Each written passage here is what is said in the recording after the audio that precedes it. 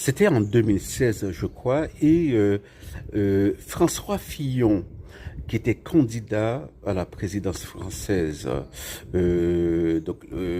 les élections de 2017, les élections que Macron finit par gagner. Eh bien, François Fillon, il avait séduit les gens, les gens de la droite, parce que pendant longtemps, on avait donné Alain Juppé comme gagnant parce que il vivait une vie comme ça, de famille, une vie qui avait l'air simple et il avait une passion, les drones. Bon, c'était comme un petit garçon et ça me rappelait lorsque j'étais enfant, voilà, vous voyez les voitures téléguidées, bon, c'était les années 80, dans les années 80, les voitures téléguidées et je me rappelle à un moment il y a eu des avions téléguidés bon, qui ne pouvaient pas voler haut, mais c'était voilà, c'était extraordinaire lorsqu'on a 8 ans, 9 ans, bon voilà. Donc Fillon est redevenu enfant, mais avec un drone, c'est voilà, on peut voilà, c'est beaucoup mieux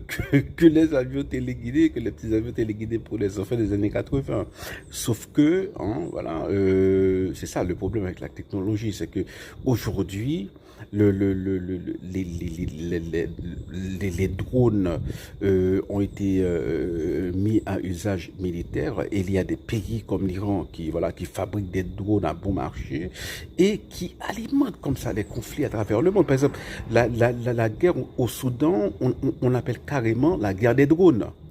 Voilà, la guerre entre les forces légitimes et le FSR, une guerre terrible qui a complètement détruit Khartoum, voilà, qui a complètement détruit le pays. C'est